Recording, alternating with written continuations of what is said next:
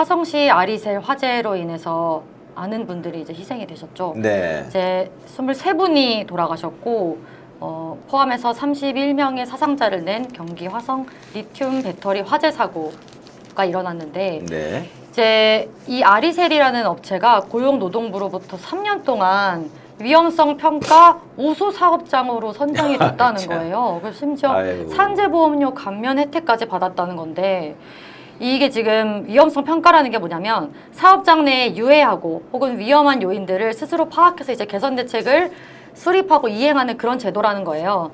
근데 이제 고용부가 지난해 위험성 평가제도 실효성을 높이기 위해서 이걸 또 보완을 하고 개편을 했는데 그 뒤에도 인정을 받았고 그래서 지금 보험료 감면 혜택까지 받았다는 게 말이 되냐. 이제 네. 이 제도 허점이 있는 거를 제대로 파악도 못하고 있는 거 아니냐는 비판이 쏟아지는 거죠. 네. 참 있는 놈들은 이렇게 말도 안 되는 걸로 다 빠져나가고 네. 또 이거 시간 지나면 또 다 무죄될 거예요 또. 아니 지긋지긋해야죠. 그래서 이제 이 중대재해기업 처벌법 이게 이제 더 강화돼야 되고 그런 게 좀 생각이 나고요. 그다음에 이번에 또 이제 이게 좀 참 안타까운 것은 이제 이주 노동자들이 많이 이제 대부분 이제 중국 인들이 많이 돌아가셨다는데 이게 또 이제 조선족들은 아닌지 좀 그게 이제 고민이 돼요. 의심스러운데 아무튼 이게 이제 또 그런 얘기가 있습니다. 이 아리셀 얘기가 그 드론에 들어가는 그 배터리를 만드는 데라고 그래요. 이 리튬 배터리라고 그러나? 네, 네, 이게 맞아요. 이제 드론 전쟁 요즘 전쟁이 드론이잖아요. 그래서 이게 우크라이나에 가는 드론을 만드는 그런 뭐 공장이다 이런 얘기가 있더라고. 진짜요? 그래서 이제 요즘은 이제 드론이 싸고 드론으로 이제 탱크 뭐 엄청 비싼 거 이게 폭파시키면 이게 효율성이 좋기 때문에. 그래서 이게 이제 우크라이나 전쟁에 드론을 많이 보내기 위해서 지금 이제 한국에서 굉장히 지금 이거를 뭐 무리하게 지금 이제 이 배터리 리튬 배터리를 만들었던 거 아니냐 이런 얘기들이 막 나오고 있더라고요. 네. 참 결국은 이 전쟁의 피해로 되는 것 아닌가 이런 생각이 들고 이제 또 그 태안에서 있었던 우리 김영균 네, 맞습니다. 씨 사망과 좀 연결이 되면서 맞아요. 이 위험의 외주화 또 죽음의 외주화. 네, 죽음의 외주화 또 죽음의 요즘은 이제 이번 사건으로 인해서 이주화 이런 얘기까지도 네, 나오고 있는 그런 상황이더라고요. 참 네. 처벌을 받고 다시는 이런 일이 없어야 되겠습니다. 맞습니다. 그러니까 이 불법 파견이나 이런 파견을 했는데 사실상은 그 회사 직원인데 네. 불법으로 파견하고 이런 문제도 좀 있는 것 같고 특히 이제 윤석열 정부나 국힘당은 중대재해처벌법 사실 유예하고 조건을 이제 유예해주고 완화시키려고 부단히 이제 노력하고 있는데 이런 그렇습니다. 걸 받으라도 그게 말이 되는 소리냐 생각이 듭니다. 그 저 윤석열이가 대선 그 후보 시절에 그 불도저 있는 데 갔던가 뭐 그러면서 이제 거기 돌아가신 분들이 계셨어요. 네. 그러니까 윤석열이 하는 말이 아이고 좀 조심 좀 하시지 그러시냐고. 그렇게 얘기를 했어요. 그러니까 이게 이제 기업에 의해서 이렇게 이제 부주의로 인한 이런 이제 그 노동자들의 피해를 노동자 개개인들이 주의하면 되는데 왜 그걸 못했냐는 식으로 얘기를 하더라고. 그러니까 그런 생각을 가지고 있으니까 네. 참사 현장에 가서도 그렇습니다. 수재 피해 현장에 가서도 그런 말을 하는 거 아닙니까? 그렇습니다. 완전히 그 사람의 죽음에 대한 공감이랄지 이런 능력이 전혀 없어요, 이놈은. 맞아요. 네. 문제가 큽니다. 예, 넘어가 보겠습니다. 네, 9번째입니다. 네. 지난 26일 날 오전에 서울지방고용노동청 건물 안에서 최저임금 인상, 업종별 최저임금 차별 적용 폐지를 외치면서 고용노동부 장관 면담을 요구하는 집회를 이제 민주노총에서 벌였는데 네. 23분이 연행 체포가 되셨죠. 네. 이제 이후에 이제 전부 석방이 되셨다는 소식도 네. 있었는데 이제 성명을 낸 겁니다. 최저임금 수준 논의는 시작도 못하고 업종별 차별 적용 이런 말도 안 되는 논의만 계속되고 있어서 면담 요구한 거다. 네. 너무 응당한 요구 아닙니까? 네, 네. 이거에 대해서 이제 연행을 하고 또 이제 이전에도 민주노총을 악마화하는 것처럼 또 그런 시도 아니냐는 거죠 지금. 그것도 뭐 민폭이라고 안 하나 모르겠네. 그러니까요. 네? 전에 뭐 건설로저는 건폭이라고 그러고요. 맞습니다. 이 지들이 조폭이다 보니까 네. 정당한 요구를 하는 사람들을 다 폭력배라고 보이나 봐, 이놈들이. 그러니까요. 네.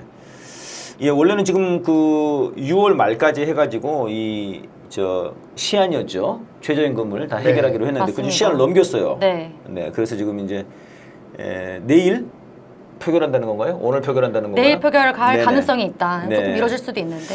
지금 그 물가가 지금 사정없이 올라가고 있지 않습니까? 맞습니다. 물가가 올라가는데 월급도 올라가야죠. 네. 최저임금도 올라가야 되고. 그래야 되는데 지금 최저임금은 올리지도 않고 물가만 올라가면 어떻게 살라는 겁니까 서민들은? 그러니까. 윤석열 지야 뭐 김건희가 사기치고 명품백 받고 그 몰래 팔아먹고 고속도로 휘게가지고 돈 벌어가지고 술 처먹을 수 있겠지만은 우리 서민들은 그럴 수가 없잖아요. 자기 연봉은 올렸다고 하지 않았어요? 그랬던가 또? 네. 참. 그 최저임금은 말 그대로 최저임금인데 네, 그러면 네. 정말 말씀대로 물가가 만약 3% 오르면 네. 최저임금이 적어도 그 정도는 올라가야지 올라야죠. 가장 낮은 사람들의 생활 수준이 유지가 된다는 거 그쵸, 아니에요? 맞아요. 그보다 사실 더 올라야 되는 건데 이것도 이제 안 해주겠다 그리고 차등 적용하겠다 이거는 정말 예, 지난번에도 한번 제가 말씀을 드렸었는데 이 차등 적용이라는 게 이제 업종별 지역별 차등 적용을 시도를 해보겠다는 거거든요. 그래서 이게 다른 선진국에서도 하고 있다 이렇게 주장을 하는 거예요. 지금 이 정부 이 재계 이놈들이. 네. 근데 다른 나라에서 하는 업종별 지역별 차등 적용은 어떻게 하면 더 줄 수 있을까? 라고 하는 차등 적용이에요. 전혀 다른 차원이네. 완전히 다른 지금. 거예요. 우리나라는 지금 이제 이게 외식업이랄지 뭐 숙박업 이런 데는 조금 덜 주자. 걔들이 내세운 명분은 뭐냐면은 그동안 돈을 준 것들을 보니까 그 업체들이 잘 못 주더라. 실제로 그럼 돈이 없다는 거 아니냐? 그럼 좀 덜 주자. 이런 주장이에요. 그러니까. 그리고 어떻게 이게 하면 또 굳이 할까 이런 게 아니에요. 아예 말이 안 되는 게 일을 하는 사람들, 그러니까 노동의 가치를 네네. 돈으로 누가 마음대로 매길 수 있겠어요. 네. 그러니까 그런 식으로 해서 결국에는 국민들을 갈라치게 하는 거 아닙니까? 아하. 너가 더 귀한 노동, 너는 더 천한 노동 이런 것들을 자기들이 규정하겠다는 거잖아요. 그렇죠, 그렇죠. 사실상. 아니, 그래서 이제 이런 주장도 있어요. 그래서 해외에서 그렇게 거기서 차등을 하는데 그건 또 왜 차등을 하냐? 다 같이 하는 게 낫다. 뭐 그런 주장도 있더라고요. 그러니까 아예. 그렇죠, 그렇죠. 다 그냥 같이 더 올려야 된다 이렇게. 그러니까요. 이런 식으로 그런 얘기가 있더라고요. 근데 우리는 지금 그것마저도 못 미치는 거예요. 지금 한참 못 미치는 겁니다. 그러니까 지금 금액도 의도도 네. 방향도 전부 잘못된 거예요. 지금 그렇습니다. 이거는. 야, 이거 방금 멋있는 말이었던 것 같은데? 기획도, 의도도, 방향도. 어? 뭐였지? 금액도. 금액도. 의도도 방향도 아, 잘못됐다. 좋았습니다. 이쪽이 좀 알바 이런 쪽에 굉장히 관심이 좀 많으시잖아요. 원래. 네, 알바 경력이 또 알바 셀 수 경력이, 없기 때문에 네, 이런 있으시니까. 문제에 또 네, 관심이 좋습니다. 많습니다. 자, 넘어가 볼까요? 마지막입니다. 네. 일본의 라인 강탈 얘기인데요. 이제 계속되고 있어요. 이제 지난주에도 얘기 드렸는데 이제 6월 18일 라인 야후 정기 주총회에서 이 사진이 전원 일본인으로 교체가 네, 되면서 마침내. 사실상 네이버랑 완전히 이제 끝내는 그런 수순을 밟고 있습니다. 이제 이종호 과학기술정보통신부 장관이 이런 얘기를 한 거예요.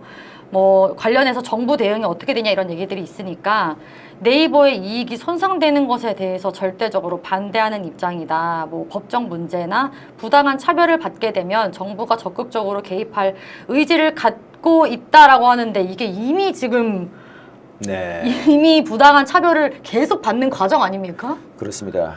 이게 좀 이제 엄청난 일인데요. 이게 이제 예를 들면 이런 거예요. 일본이 독도는 우리 땅이라고 지금 걔네들이 그 주장을 하고 있어요. 그렇죠. 계속 다케시마 자기네 땅이라고 하는데 마침내 그렇게 주장을 하다가 독도에 이제 군인을 이제 딱 뭐라 그럽니까? 군인이 들어왔어 이제 아예 독도에. 네. 지금 그런 상황이에요. 심각한 상황인데요. 아니 먹은 거야 지금 독도를. 아이고, 그러니까요. 라인을 먹었잖아요 지금. 근데 이제 와서 무슨 부당한 차별을 받으면 뭘 할 의지가 이런 거는 그래서 말이 이제 안 국민들이 되는 이제 거예요. 야 독도에 지금 일본군 들어왔는데 지금 먹힌 거 아니냐 어떻게 할 거냐 그러니까 이런 얘기를 하는 거예요. 지금 독도가 뭐 독도 때문에 국민 여러분들이 뭐 마음이 좀 그렇게 마음이 좀 아프고 그럴 때는 저희들이 적극적으로 개입할 의지가 있다. 왜 저래? 그러니까 이미 넘어갔다니까. 그러니까 지금 이놈들은 진짜 이게 죽일 놈들이야 진짜. 또 이거 누구지? 그러니까 윤석열 정부가 이미 너무나 무책임한 태도로 네. 단 하나의 강경한 입장 발표도 없이 방치를 해오고 방관을 해왔지 않습니까? 그렇습니다. 이제 와서 뭐 앞으로 그런 일이 있으면 우리가 가만히 있지 않을게 이건 말이 안 되는 거죠. 네. 그리고 지금 지금 여러분 깜짝 놀랄 일이 벌어졌어요. 어머, 이게 실시간 무슨 일이야? 청원 동의수가 0이 돼버리는 이런 상황. 정말 멍 때려지는 그런 상황인데요. 이게 무슨 상황이죠 이게 지금? 아닙니다. 지금 제가 확인한 걸로는 다시 이제 82만 8,971명 이 링크에서는 네, 제대로 네. 나오고 있고요. 다행이네. 이게 깜짝 방금 놀랐다. 순간 이게 뭔가 디도스 공격 같은 걸 받았던 건 아니지.